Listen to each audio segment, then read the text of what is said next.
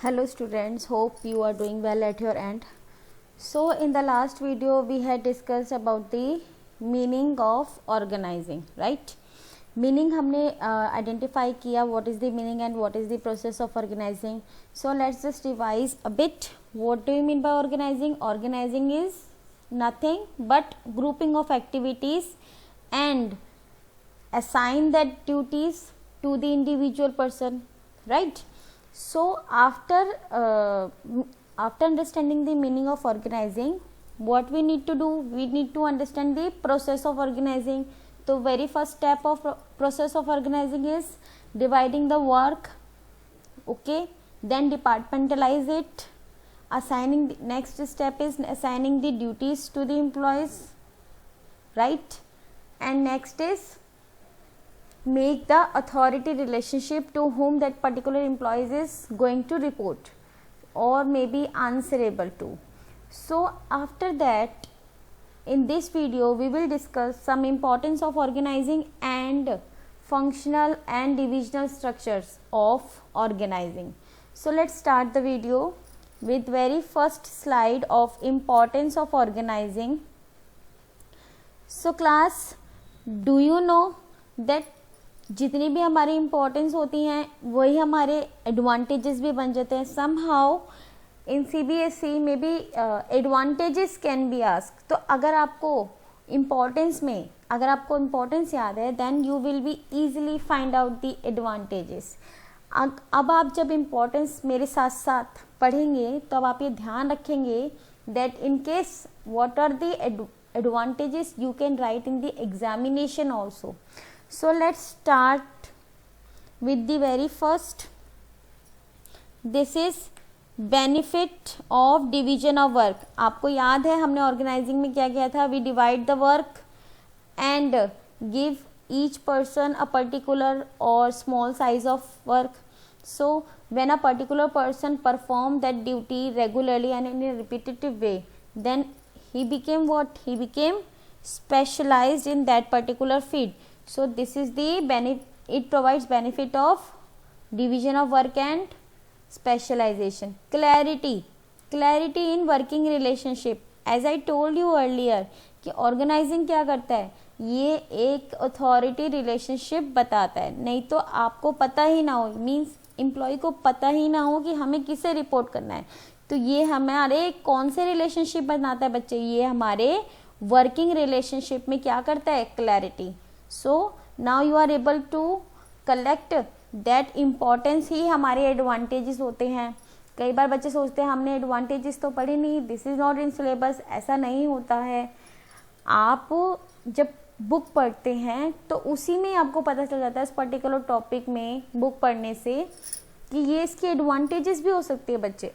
And जो मैं आपको हमेशा बोलती हूँ, बिजनेस स्टडी का सबसे ज़्यादा चलने वाला पॉइंट कौन सा है बच्चे, ये किसे बोलते हैं, क्या, optimum use of resources. Third point is optimum use of resources.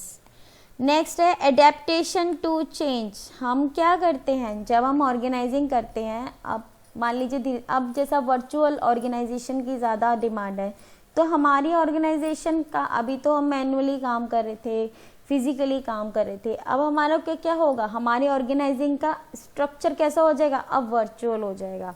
So we are able to adapt the changes. Effective administration.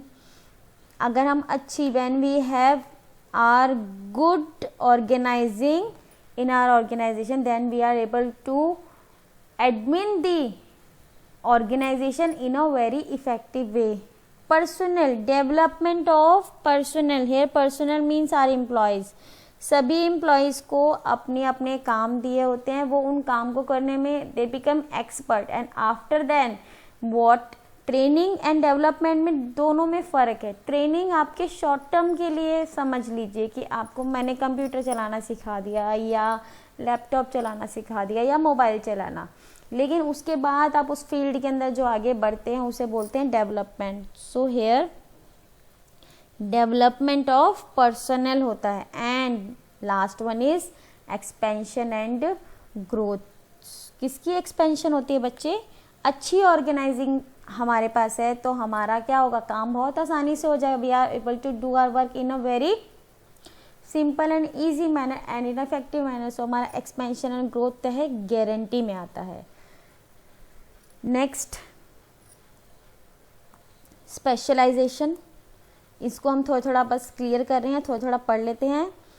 मैंने आपको ऑलरेडी डिस्कस किया ही है. So organisation makes clear division of work, right. Every job is assigned to right person. The scientific analysis and clarification of job results in specialization and its related advantages. और ये scientific तरीका है. आपने पढ़ा होगा टेलर के समय पे भी वो ये बोलता है कि डिपार्टमेंटलाइजेशन करिए. आपको याद होगा फंक्शनल फोरमैनशिप वो अप्लाई करने को बोलता है chapter number 2 principle of management में. सो उसका मेन मकसद क्या होता है, उसका मेन मकसद ये होता है कि आपको क्या मिल जाए, specialisation. Specialisation is a scientific way. Next है clarifies authority and power. To whom you are having authorities.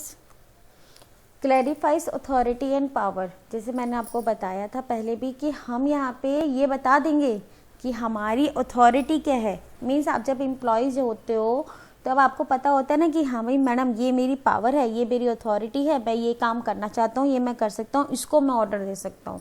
तो ये सारी चीज़ें किस में क्लैरिफाई होती हैं, ये सारी इसी ऑर्गेनाइजिंग में डिफाइन होती है. So a good organisation structure honours the principle of unity of command as you see in the picture. So अगर ऐसा होगा, authority means power of doing something. So ये वाला आप फिगर देखिए, तो ये पर्सन के पास सबसे ज़्यादा पावर है. ही हैज़ अथॉरिटी कि ये वो इन सबको क्या कर सके बच्चे, ऑर्डर दे सके, है ना. और ये क्या है, रिस्पॉन्सिबिलिटी. यहाँ पे वो इनको पिन पॉइंट करे, means you are responsible for such and such thing. So a good organisation structure honours the principle of unity of command which specify who is to report to whom, कौन किसे report करता है. It help in creating hierarchical structure. मैंने आपको कल hierarchical structure बताया था जो वर्टिकल भी होता है एंड हॉरिजॉन्टल भी होता है. Enabling the fixation of responsibility and specification of the extend of authority to be exercised by an individual.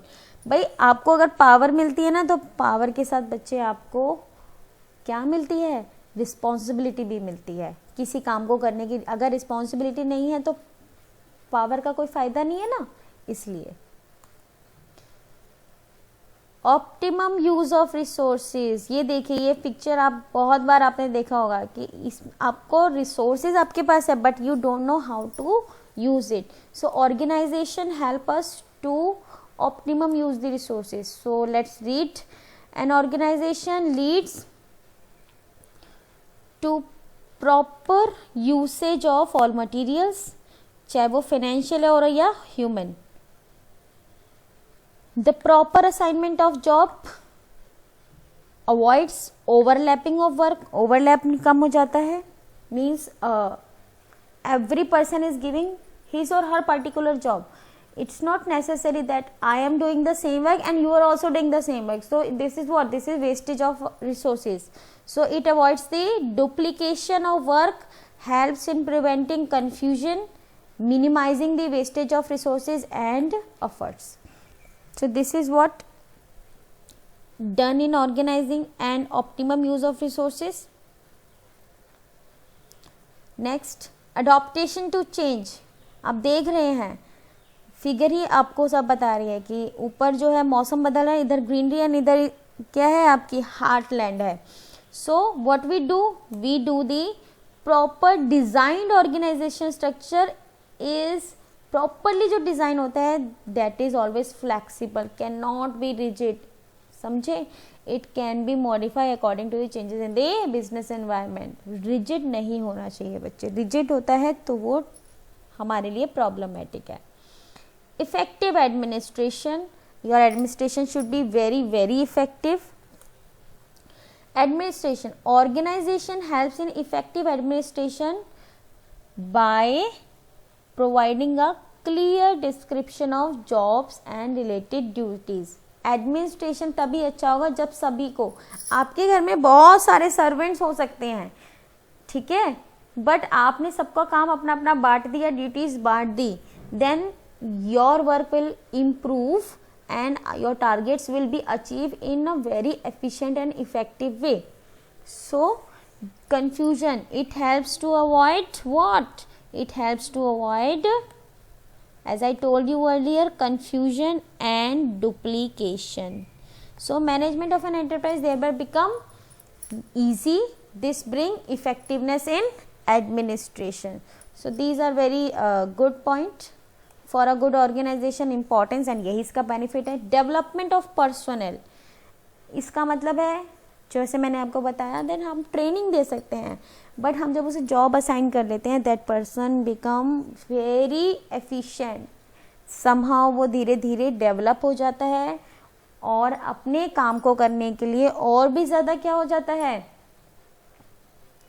Qualified हो जाता है।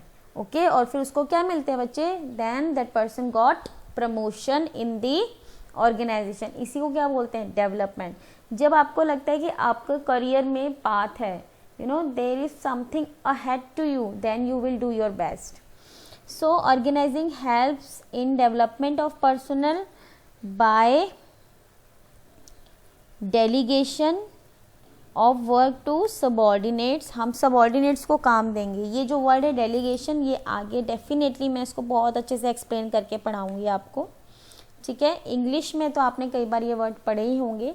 सो effective delegation allows managers to reduce their workload by assigning routine jobs to subordinate. हम जब, अब एक manager के पास बहुत सारे काम होता है, if we divide some work to our organisation to the employees, अब वो एम्प्लॉय तो भाई मैनेजर भी हो सकता है। अब अगर मैनेजर के पास ज़्यादा काम है एंड समहाउ वो अपना काम सबॉर्डिनेट को दे देता है, तो मैनेजर पे थोड़ा काम भी का प्रेशर कम हो जाता है एंड ही फील थोड़ा सेटिस्फाइड, थोड़ा relaxed, and then other person would help him to achieve the target.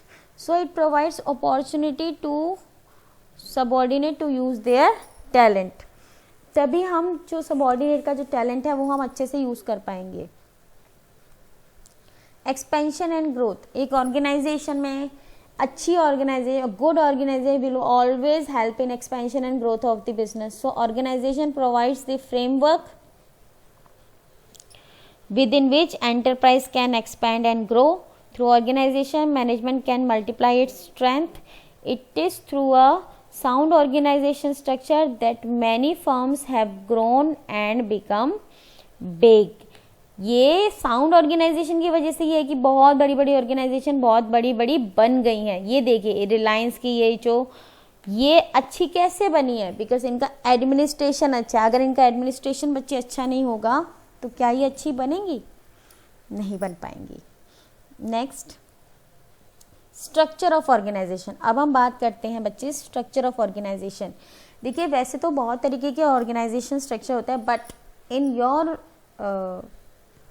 Case, in your business studies for class 12th you are having only two kind of organization structure. Structure क्या होता है, जैसे एक class के अंदर होता है ना कि सभी स्टूडेंट्स हैं, देन एक क्लीनिंग मॉनिटर हो गया। ये क्लीनिंग मॉनिटर के अंदर 3 बच्चे रख दिए, ठीक है, and the other one is admin department के अंदर बच्चे आ गए जो वो एडमिनिस्ट्रेटिव वर्क करेंगे। जैसे लाइक हमारे पास ब्लैक बोर्ड होना चाहिए ठीक से, चौक अवेलेबल है, डस्टर अवेलेबल है, इस तरीके से।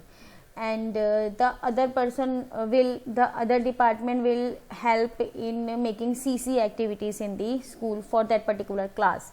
So in that particular department some students got engaged. So इस तरीके से कुछ कुछ छोटे छोटे डिपार्टमेंट हम बना देते हैं या अलग अलग बाइफरकेट कर देते हैं काम को। उसको करने के कौन कौन से तरीके होते हैं, तो चलिए देखते हैं। ऑर्गेनाइजेशन स्ट्रक्चर क्या होता है? It helps in relation in establish pattern of relationship, है ना। मैंने बताया ना कौन किसको इधर इधर रिपोर्ट कर रहा है, बस बस एक चीज़ बस ध्यान रखिए, जो स्ट्रक्चर है ना उससे हमें बस ये पता चलता है कौन किसे रिपोर्ट कर रहा है, किसका क्या किससे रिलेशनशिप है, ठीक है। हम बस चीज़ों को ऑर्गेनाइज कर रहे हैं। So relationship among various position and activities, framework for managers and employees for performing their function, किस तरीके से बच्चे आप काम करेंगे वो हम फ्रेमवर्क जो है मैनेजर्स को प्रोवाइड कराते हैं, क्योंकि मैनेजर अब इन ऑर्गेनाइजेशन में नहीं आया, उसे पता कैसे चलेगा कि मुझे कैसे काम करना है। ऑर्गेनाइजेशन स्ट्रक्चर में जब वो घुसता है तब उसे पता चल जाता है। ऑर्गेनाइजेशन स्ट्रक्चर देखिए, थोड़ा सा आपको ना इससे आइडिया हो जाएगा कि सीईओ तो ऑब्वियसली वो तो हमारे हेड हैं, हेड ऑफ द कंपनी, ये तो बताने की ज़रूरत ही नहीं है। फिर उसके नीचे ये दो, फिर इनके नीचे ये फॉरमैन, फिर वर्कर्स, ये वाला जो स्ट्रक्चर है ना, इसी स्ट्रक्चर की बात हो रही है। इसके भी दो तरीके, दो मेथड्स हैं, दो फॉर्म्स हैं जो आपके बिजनेस स्टडी में हैं फॉर क्लास 12th। बाकी आगे जब आप बीकॉम वगैरह में पढ़ेंगे तो आपको और भी ज़्यादा स्ट्रक्चर्स मिल जाएंगे। और ये दोनों ही स्ट्रक्चर बच्चे इतने ज़्यादा इंपॉर्टेंट है बिकॉज ऑलवेज क्वेश्चन पेपर में बहुत बार आता है, ठीक है। सो थोड़ा ध्यान से इसे पढ़िए। It is the organization structure is the outcome of the organizing process. The organizing structure can be defined as the framework. It is a framework within which क्या होता है, managerial and operating tasks are performed. It specify the relation between people, work and resources. ये सारे काम बच्चे कौन करता है, ऑर्गेनाइजेशन। सिर्फ हमें लोगों के रिलेशनशिप के बारे में बताना है, मैनेजरियल क्या क्या टास्क करेंगे उसके बारे में बताना है। स्पैन ऑफ मैनेजमेंट क्या होता है? Span of management means number of person या number of subordinates managed by a supervisor, manage by a manager. अब एक बात बताइए, आप खुद सोचिए, मैं आपको दो एग्जांपल देती हूँ। एक पर्सन है राम और एक पर्सन है श्याम। राम के अंदर 100 लोग काम करते हैं, 100 वर्कर्स हैं। श्याम के अंदर 10 लोग काम करते हैं। तो सबसे अच्छा मैनेजमेंट किसका होगा? श्याम का होगा ना, क्योंकि राम के पास तो 100 लोग हैं। तो ऐसा बोलते हैं, if you are going to manage everything then at the end you will manage nothing. So ऐसा ही स्पैन ऑफ मैनेजमेंट के लिए। तो स्पैन ऑफ मैनेजमेंट क्या स्ट्रक्चर है, एक बंदे के अंदर कितने लोग हैं। तो आप जब अपनी ऑर्गेनाइजेशन में ऑर्गेनाइजिंग स्ट्रक्चर करेंगे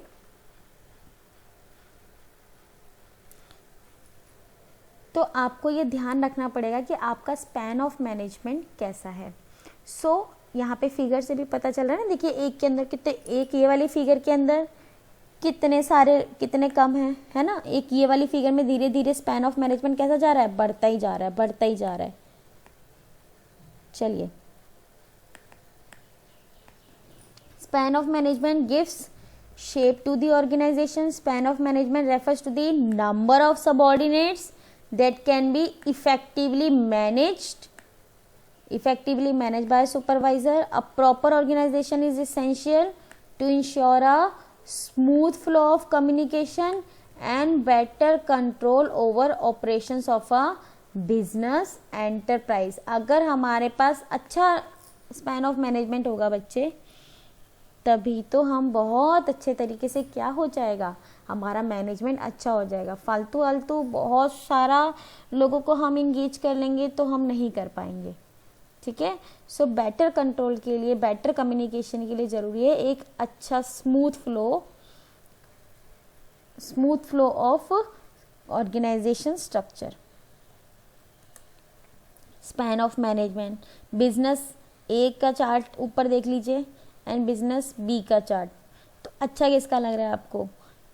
ए का लग रहा है ना, क्योंकि देखो ना, इनके पास तो कोई भी पर्सन नहीं है, इन दोनों के पास है ना, और इनके पास देखो कितने सारे लोग हैं। तो ये मैनेजमेंट थोड़ी गलत है।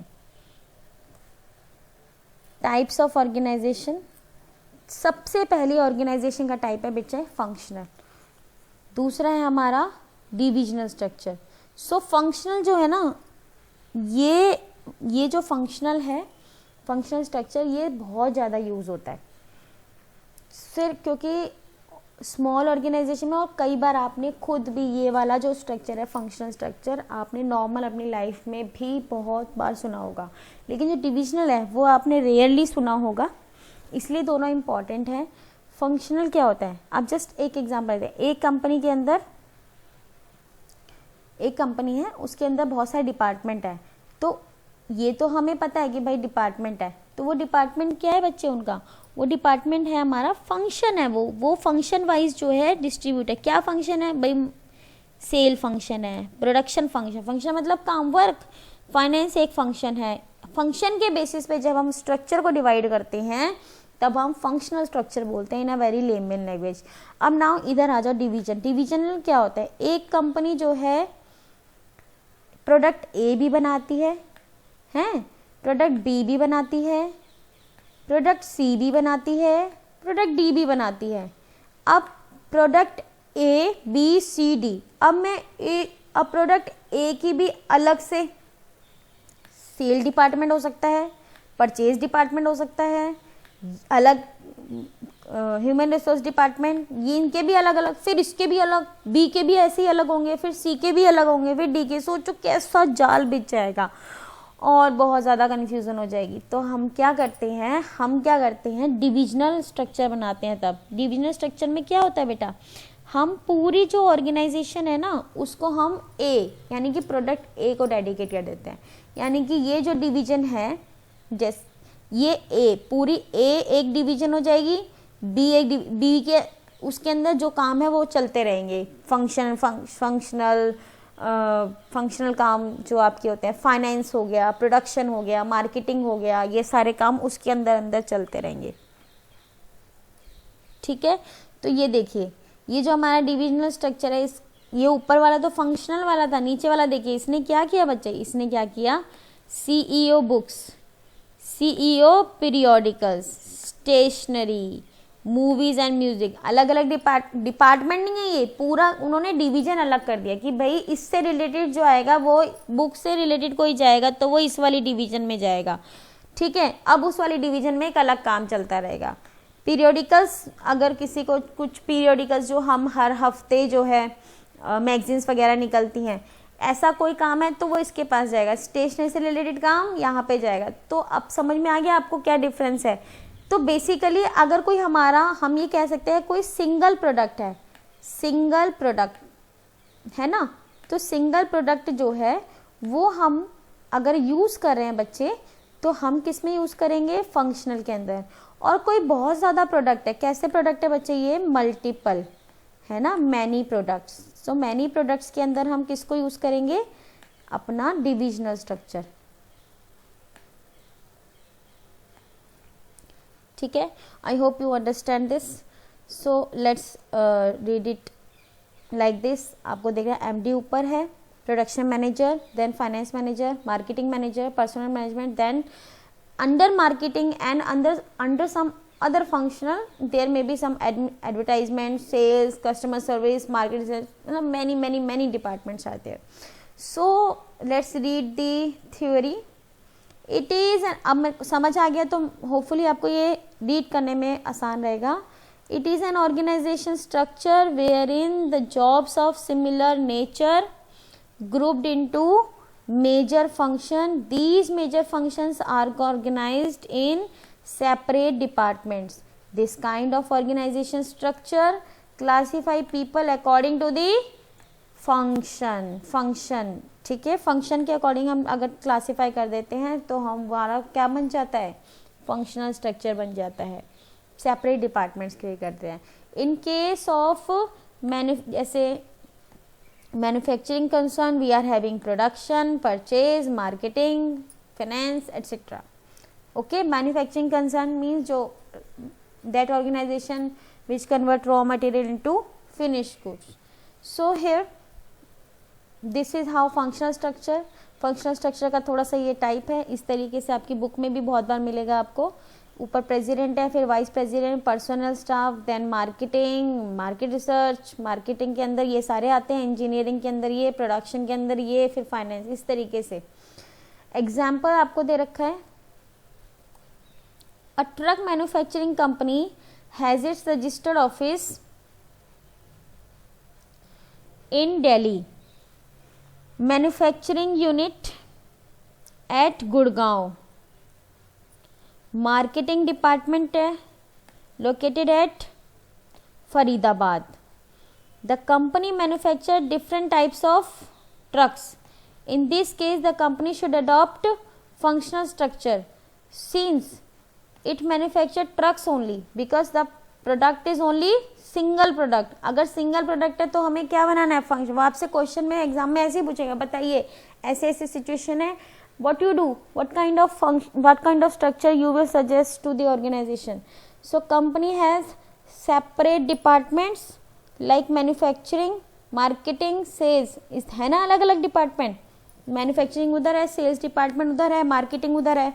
Hence the size of organization is large. It has diversified activities and operations like purchase, production, sales and marketing. Requires a high degree of specialization, so it should adopt functional structure. एक चीज़ और सुन लीजिए ध्यान से कि जो functional structure है उसकी बहुत बड़ी इंपॉर्टेंस है स्पेशलाइजेशन, क्योंकि जब जो बंदा एक डिपार्टमेंट में काम करता है वो उसी डिपार्टमेंट में क्या हो जाता है, स्पेशलाइज हो जाता है. तो इसके एडवांटेजेस देख लीजिए.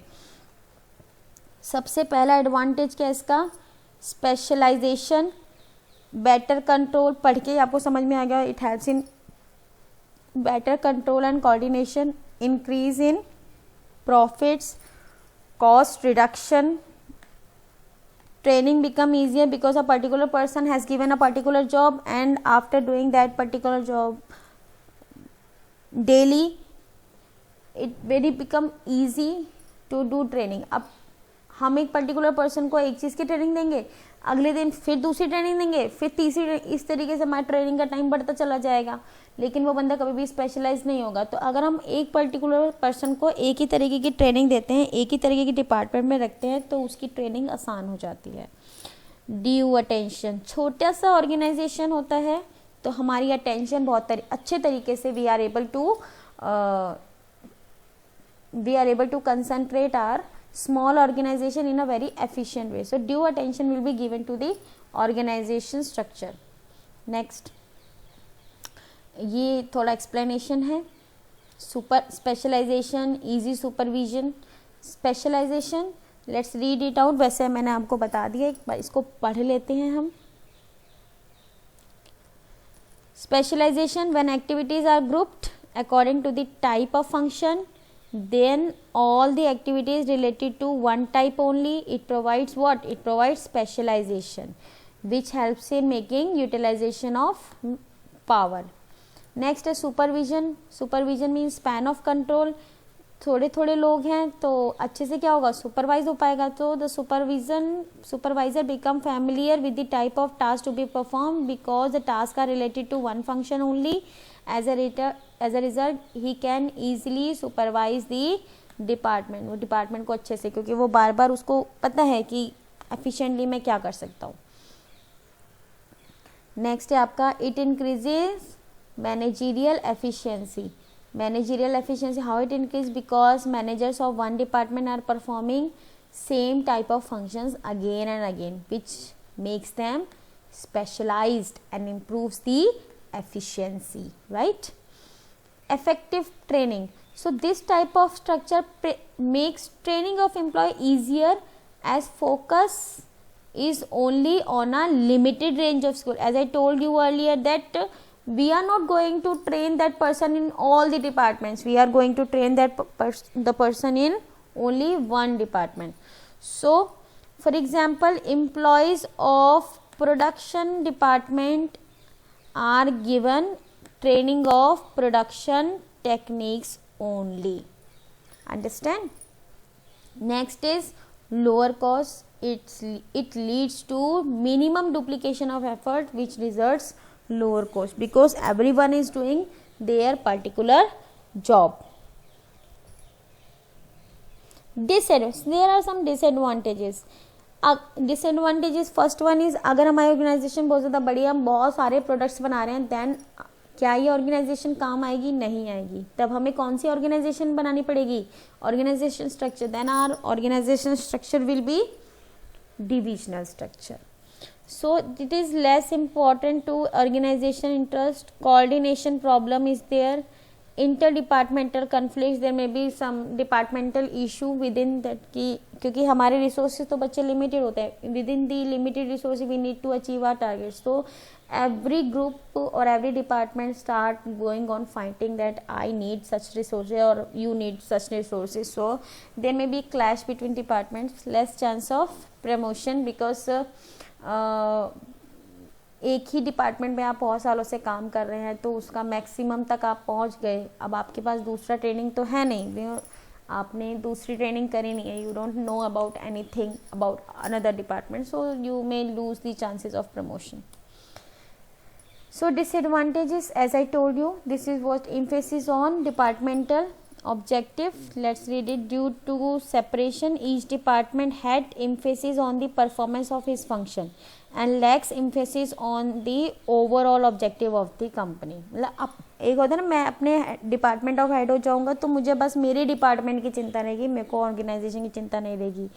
There must be conflict between departments.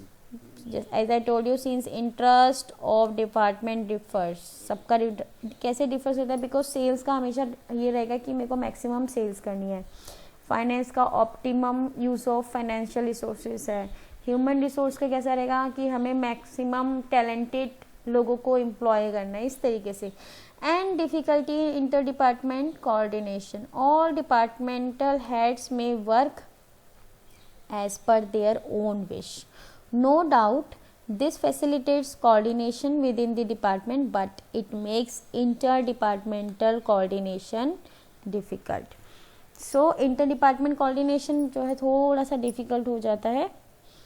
बेशक coordination रहता है, हम एक दूसरे के साथ coordinate करते हैं, लेकिन कई बार internally इंटर डिपार्टमेंट हमारा अच्छा रहता है, लेकिन इंटर डिपार्टमेंट से हम जो एक मैनेजर सेल्स मैनेजर है, हो सकता है उसको प्रोडक्शन मैनेजर के काम से अच्छा ना लगता हो. सुटेबिलिटी, कहाँ सुटेबल होगा बच्चे? When the size of organization is large, when there is diversified activities, when there is a high degree of specialization needed. अगर आप ये तीनों जहाँ पे आपको फुलफिल करनी है चीज़ें, देन आपको फंक्शनल ऑर्गेनाइजेशन को यूज़ करना है. And in the next slide we will show you some kind of case studies related to functional organization which has come in your exam. Very first मैं यहाँ पे ले लेती हूँ, ये हमारा senior school certificate examination March 14-15 में आया हुआ क्वेश्चन है. Himalaya limited is engaged in manufacturing of washing machines. The target of organization is to manufacture 500 washing machines a day. There is an occupational specialization in the organization which promotes efficiency of our employees. This is no duplication of efforts in such type of organization. देखिए मैंने अभी अभी functional पढ़ा जिसमें duplication बिल्कुल नहीं होता, single काम करते हैं सब, और क्या होता है? स्पेशलाइजेशन होता है. तो identify the organization structure described above is functional structure. Next, name the organization structure which help in increasing managerial operational efficiency. जो operational efficiency को increase करता है, that is functional structure. 1 mark question. Next, this is of 4 marks question बच्चे. आराधना and गंधर्व 2017-18 में आया हुआ question है. Are heads of 2 different departments in Yamco Limited. They are efficient managers and are able to motivate employees for their respective departments to improve performance. However, their drive to excel in their own sphere of activity instead of giving emphasis on objective of the enterprise has hindered the interaction between the departments that Aradhana and Gandharv are heading. Often there are interdepartmental conflicts and they have become incompatible. This has proved to be harmful in the fulfillment of the organizational objectives. The situation has deteriorated to such an extent that CEO of Yumco Limited has hired a consultant, Rashmi, to resolve the problem. After studying the situation closely, Rashmi found that problem has arisen due to inflexibility and narrow perspective on part of both Aradhana and Gandharv. She is of the view that this situation is as a result of type of organization structure Yumco Limited. Identify the organization structure adopted by Yumco Limited. State 3 advantages of the structure so identified. सो यहाँ पे क्या है ना, inter departmental conflicts हो रहे हैं, आपस में एक दूसरे से उन्हें प्रॉब्लम हो रही है, उनके ऑब्जेक्टिव्स जो है जो हमारे ऑब्जेक्टिव्स को जो है नहीं अचीव कर पा रहे। आप देखिए यहाँ पे प्रॉब्लम लिखी है ना बच्चे, प्रॉब्लम को हमें देखना है कि यहाँ पे ये प्रॉब्लम लिखी है कि often inter departmental conflicts they have become incompatible. So ये वाली जो चीज़ें हैं बच्चे, ये हमारी आती हैं फंक्शनल स्ट्रक्चर के अंदर। So functional structure adopted by Yamco Limited, advantages क्या है इसके? एडवांटेजेस हैं अभी बताया, स्पेशलाइजेशन होता है। क्या होता है बच्चे इसमें? स्पेशलाइजेशन होता है। और क्या होता है? It promotes control coordination with in the department because of similarity in the task being performed. Means उनका जो स्ट्रक्चर था वो खराब था, तो रश्मि ने उनको बोला कि आपको फंक्शनल स्ट्रक्चर देना है, और फंक्शनल स्ट्रक्चर देने से क्या होगा, उनके जो इंटर डिपार्टमेंटल कन्फ्लिक्ट्स है वो रिजॉल्व हो जाएंगे। What improves? It improves the managerial efficiency and operational efficiency. It lowers the cost. It makes training of the employees easier as it focus on limited range of skill. जो भी आपने अभी भी पढ़ा है वो सारे इसके बेनिफिट आ जाएंगे। It ensure that different functions get due attention. अब आपको मार्क्स कैसे मिलते हैं बच्चे, ये देख लीजिए। आपने क्या करना है, if examinee has given only heading, means आपने सिर्फ ये लिख दिया कि फंक्शनल, तब आपको हाफ मार्क्स मिलेगा, और उसके एक्सप्लेनेशन में आपको हाफ मिलेगा। और हाफ एक्सप्लेनेशन में तब मिलेगा जब आपने जो अंदर लिखा है वो ठीक लिखा है। सो बेटर है कि जो कीवर्ड्स हैं वो आप थोड़े ध्यान से पढ़िए। So that's all for today student. I hope you like the video and thank you so much. आप इसी तरीके से अपने रीडिंग करते रहिए एनसीईआरटी बुक को, और कोई भी क्वेरी है तो आप ज़रूर मुझसे पूछिए। Thank you so much.